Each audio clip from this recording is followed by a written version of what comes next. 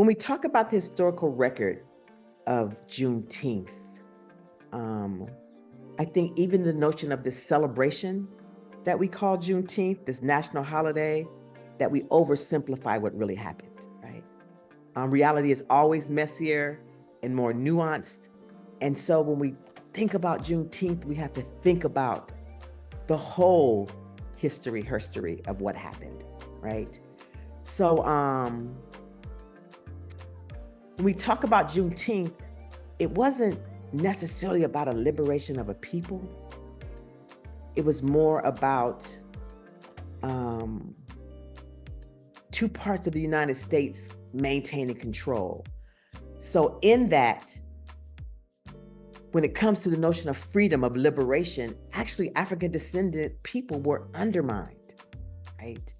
That their relationship to the terrorists who captured them just shifted, right, to another form of indentured servitude. Because, and specifically in Texas, could African people really leave? Were African people actually able to travel and unite with their loved ones, right? Could they be entrepreneurs and landowners? So in the beginning, in this notion of Reconstruction, actually racial violence spread across the country and throughout. White people attacked Black people, anywhere from verbal harassment to beating them up, even murder, right? And so as we talk about this celebration of a maafa that was unspeakable, insidious, and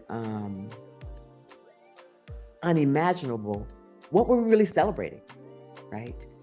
And the world became even more volatile at that time. So I tend to, and led to things like underemployment, wealth gaps, educational and residential segregation, the Black codes all across the country, the harassment and killing of African and Black people trying to vote, unfair labor.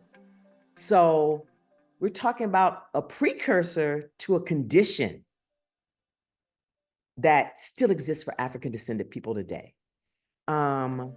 Why is that historical context important to ABPsi as we talk about our mission being the liberation of Black people? That we're still on that trajectory. We're still working on the liberation of African people. Because I truly believe that I am not free till we're all free. And we know that especially when it comes to well-being of the African-American community, there's a lot of work to do. Now, don't get me wrong. Black people, African people live in joy. Our joy and our stories are our healing. But this notion of celebrating such a insidious crime, for me, gives me conflict. So instead, on the 19th, I'm in mourning. Instead, I am remembering. I am standing on our ancestors' shoulders. I am thinking through my own life and reflecting on my own life. Do I really have anything to complain about, considering what our ancestors did for us, for me to actually sit here and have this conversation with you? So it's a day of honoring. It's a day of respect. It's a day of not letting that happen again. And so again, I'm conflicted. Do I go out? Do I understand all this celebrating? I absolutely do. But we also have to remember the very essence of what a Juneteenth stands for. And I have to say, I'm not a really political person, but we have to ask some questions if this country would make this a national holiday. So I'll leave it at that.